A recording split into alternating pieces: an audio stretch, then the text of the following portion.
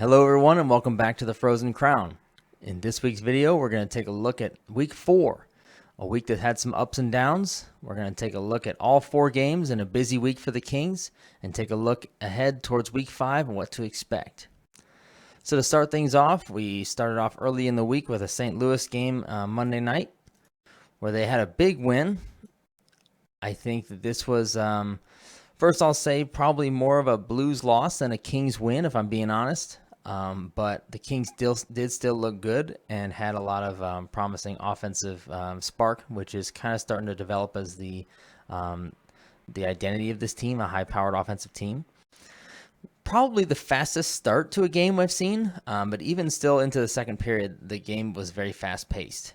And in years past, I think that anytime the game turned into a track meet, it worked against the Kings. But now, that's not the case. The Kings can play fast, and they can play better than a lot of other teams can play fast.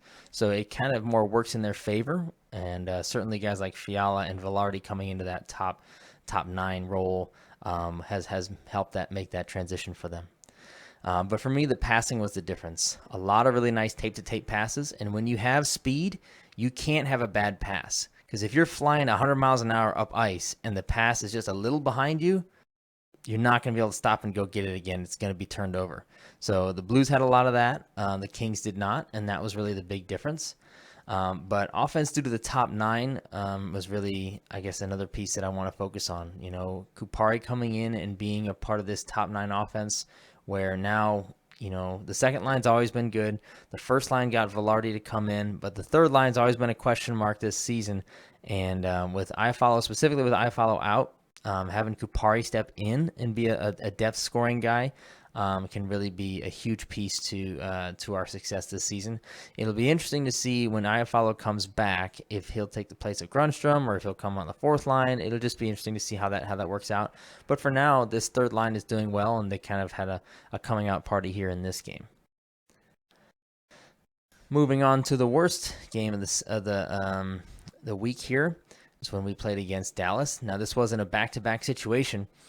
And right off the bat, before the Kings started to lose as bad as they did, I thought it was a horrible decision to go 11 forwards, 7D.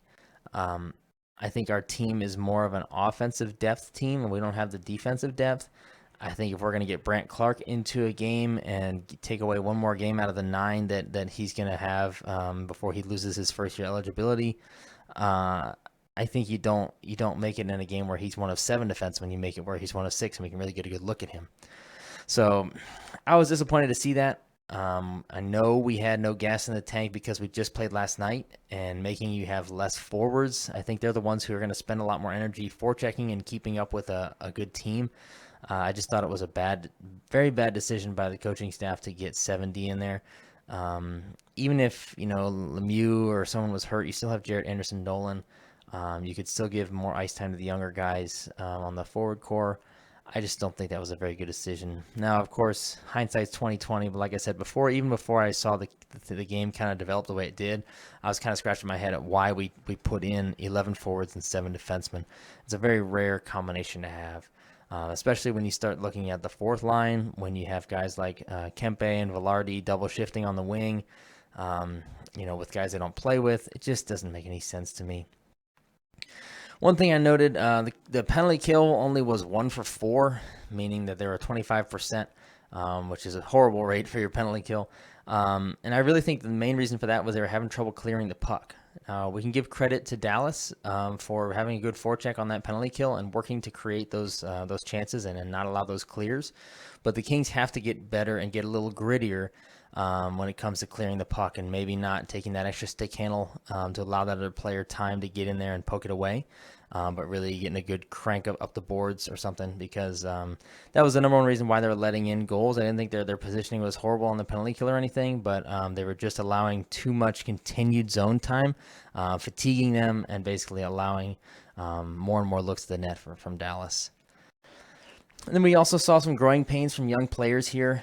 I thought Jersey was struggling on the penalty kill, and I thought that Kupari, he had one big cough up where he coughed it up right in the slot to, I believe, Roope Hintz for a breakaway goal. We'll go over that in our video breakdown this week. But I think that these guys are going to have times when they have growing pains, and maybe in a game like this, when the team was probably already set up to lose with a back-to-back against a good team like this, it's not the worst time to have some growing pains. And I do believe that Kupari mentioned he was motivated after giving up this breakaway here and letting that goal in, that he was motivated, and it kind of that made him maybe double down or take things a little more serious. So it could end up being maybe a spark for Kupari. So we could maybe see a silver lining in that. But we did see some of the younger guys struggling, maybe with some of the older guys getting fatigued. The younger guys struggled as the minutes were tossed more towards the younger guys. But either way, it's something we would expect this season, and the season's still young, so I'm not too worried about it. We will have times when we lose in a back-to-back against a team that's fresh and we're not. But just something to keep an eye on, and maybe we can look back to a game like this and say, guys like Kupari and Durzi were able to learn from this. So if there's a silver lining, I would say that there were some growing pains from our young players that maybe can be motivating factors later. Now, against Chicago, I thought this game could have gone the Kings' way, easily could have gone the Kings' way. Unfortunately, the one thing I did see was that the Kings got outworked here. Chicago's not a talented team. Still got some guys hanging around like Kane and Taves, but shipped out a lot of talent lately. Seth Jones, I think, is hurt. So, really, this should have been a game that the Kings won. They ended up squeezing a point out of it, but really the only line that looked really good was the fourth line. When other teams are knowing they don't have the talent, then they know that they have to win games by outworking you. And we have to at least match that effort level to be able to let our talent, pour over and make us get that victory instead. And I just didn't see it that night against Chicago. So it cost us a point. Really, I'm not going to put it all on Fiala, but Fiala did make a costly mistake where he tried to glove it down in front of the net and failed to. And really, we would have had Durzi going the other way for a complete breakaway if we would have been able to get it. But Fiala kind of fumbled that in front of the net and cost us the goal. But overall, we're losing to a team that's definitely not going to be in the playoffs this year, a less talented team. This should be one that we get, and this is all just kind of pointing towards the Kings' inconsistency early in the season. Hopefully by the time we hit our stride midway through the season, we're beating a team like this pretty soundly, 3-1, 4-1, something like that, by the time we hit our stride and we start to really emerge as a playoff team. And the last game of the week was against Florida, and what's developing into a rivalry already, just purely based on Matthew Tkachuk. I think that this game did cement Kupari as a third-line center for us. He had a really nice goal where he shot it right up over Bobrovsky's shoulder and made a nice finishing play to cap off a really nice pass by Fiala. So we will again touch on more on Kupari and how he's improving as a center in our video breakdown this week. But I think that this did cement him as a third line center and really a huge piece to our top nine. As even when Grundstrom maybe gets put down to the fourth line when Iafallo comes back, having a third line of Iafallo with Fiala and then Kupari centering it, that's a pretty dangerous third line. And you already got a really good top six. That could be a very high-scoring third line, maybe one of the best in the league. I thought we saw more inconsistent play from Quick. He allowed a couple of goals this game that I would like to see him, stop and keep us maybe not from being so tight in this game. Another kind of game where rebounds and loose pucks around him, he didn't have the composure that I like to see out of him.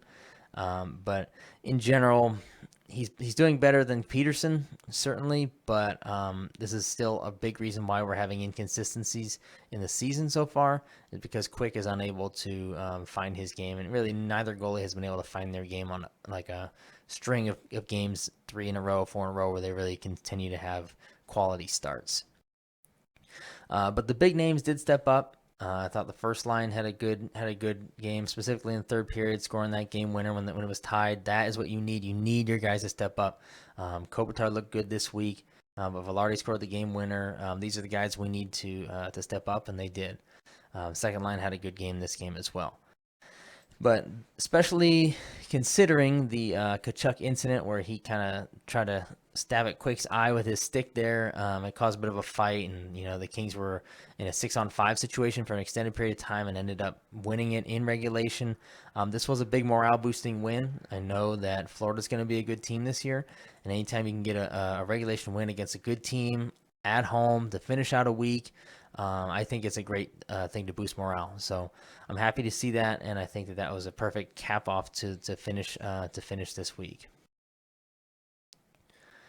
Now we're going to look at the summary. In general, what did we learn from this week and what did we see? Number one, I think we did see that Kupari is a viable third line center. His two-way game has improved to the point where he's not, not just going to be contributing by scoring. He's going to be contributing by getting in a good forecheck and creating offense through his speed. He definitely still has to clean things up, but he's looking much better than Byfield. And to me, this kind of just opens up the question, what are we going to do with Quinton Byfield here? We still can send him down to the AHL without any worries about him clearing waivers, and he's not doing any good for us on the bench. We need to see him go to Ontario, in my opinion. So I'd like to see that move happen this week and see where he can, maybe take some strides down in Ontario and then maybe come back up. But with Kupari playing the way he is, I think the top six is pretty much set right now. There's room in the bottom six, and maybe maybe Kupari will maybe fall off a little bit. But Byfield at this point, he's not showing it. Let's send him down to Ontario, see what he can do. I think for the Chicago game and the Dallas game, our high-powered offense sputtered, and I wonder how much of this is due to fatigue. Obviously, that back-to-back game definitely will hurt your stamina, but the Chicago game, I don't see why they sputtered. I wonder if they're fatigued. I wonder if it's a practice thing where they're not resting as much as they would like to, but I'd just like to see more consistency with that offense, getting halfway through the week, getting really only maybe a goal or something out of the top six, top nine. With the third and fourth line really carrying our offense, it's tough to see. And the other thing is the penalty kill struggling to clear the puck. I think when we play against the best power play teams in the league, we're going to have a hard time clearing the puck as is, but we have to be able to be more consistent with our clears to get our line changes to keep our lines fresh. And I think we're still looking for a defenseman to emerge here. We're looking for a guy like Velarde has emerged, like Kupari's emerging. We're looking for a guy on the defensive end to emerge and really show that he can be a top four guy or at least a top six steady defenseman. Looking for this out of guys like Dursey or Anderson or someone to really step up and really say, hey, I want to be in this league for a while. Everyone's still kind of trying to prove themselves besides Doughty back there. So we're still looking for a D-man to emerge. And if it doesn't happen soon enough, we may see Rob Blake take action here. Now we're going to go on to our key performers.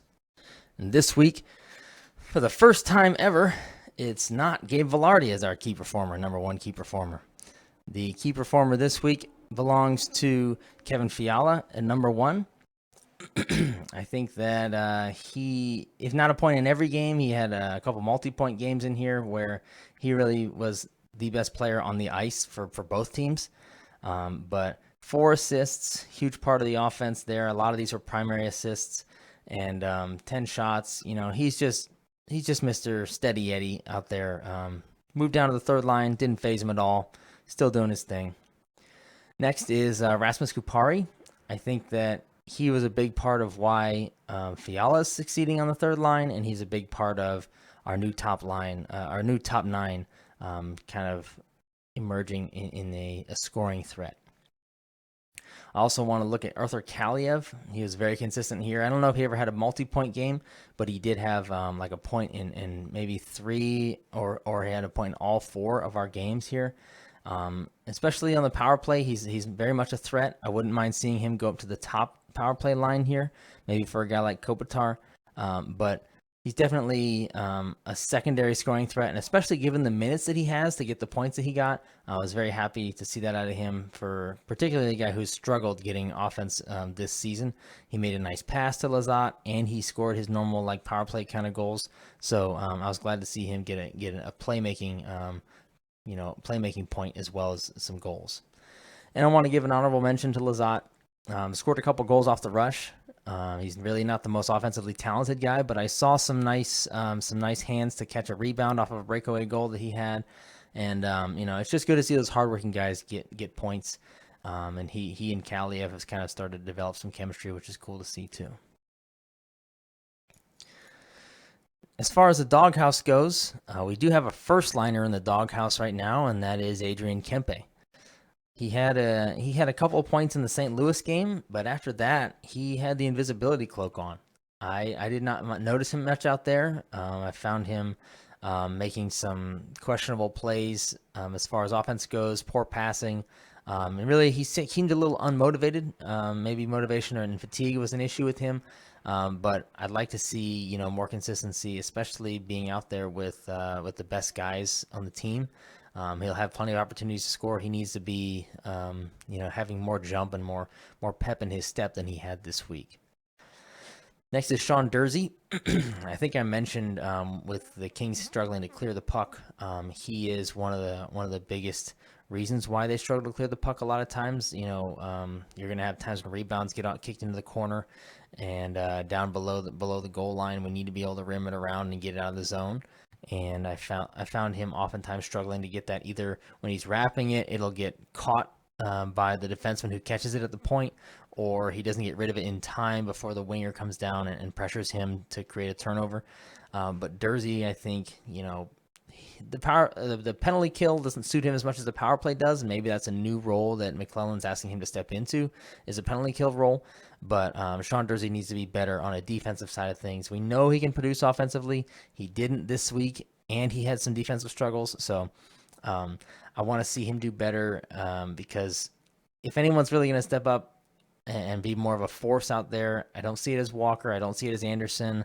Roy, we saw some flashes of it, but if anyone can be an offensive force, I think it's Durzi. So if we can see more out of him, he could be a big part of our season later in the season if he continues to develop.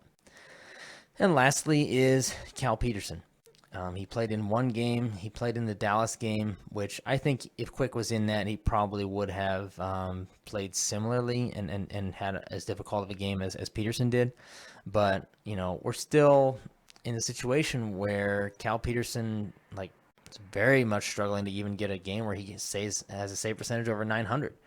And nothing different here against Dallas. He never really made any game-saving saves or goal-saving saves. He made some standard saves and then let some in that I'd like to see him, maybe from a momentum standpoint, keep us in the game in. I didn't think he let in anything extremely weak in this game, if I can remember correctly, but, the team did hang him out to dry a couple times, and on those times, if you can make a timely save when the defense coughs it up for the offense on the other team, it might be a momentum swing. So still looking to see what we can get out of Peterson here this season. I wouldn't be opposed to seeing him get pushed down to Ontario, seeing what he can do down there. And there's definitely no one going to pick him up at that cap hit. So if he can go down there, and then I think Phoenix Copley would come in and do well. I think he's a good backup goaltender. But right now, what do we have to lose? We can get some consistency out of him, let him see some rubber, let him improve, and then maybe come back up. But I'm not unwilling to pull the trigger on Peterson after his performance so far this year. We need him to be better, and maybe it's just about getting him more reps because right now he's not taking them from Quick. Now previewing next week. This is week 5 preview. My mistake here. Week 5, we will only have 3 games: Minnesota, Chicago, and Detroit. I think a strong argument can be made that both Chicago and Detroit will not be in the playoffs this year. And Minnesota, with the loss of Fiala, I think will be taking a step back. So I really think that this is a good opportunity here to win all 3 games. That's what I'm expecting, as all these games are going to be at home, and they're going to be against teams that are either taking a step back or not expected to be playoff teams. So if we can go 2-1, that's great. But for me, I would be really kind of expecting the team's been, gelling. The top 9, I believe, is set. My expectation is that we win all these games. There's no reason why we can't be very competitive and beat these teams, especially Chicago. That's the one we lost to them. on that road trip. We should have never lost. We should be motivated for that game and really come out and kind of give it to them. I'd like to see them win, a good 4-1, 3-0, 5-2 game, really beat up on them pretty good, as I think we have the talent to do so. So thank you all for tuning in to this week's video review, and I look forward to seeing you guys on the next week's review on this channel. Thank you.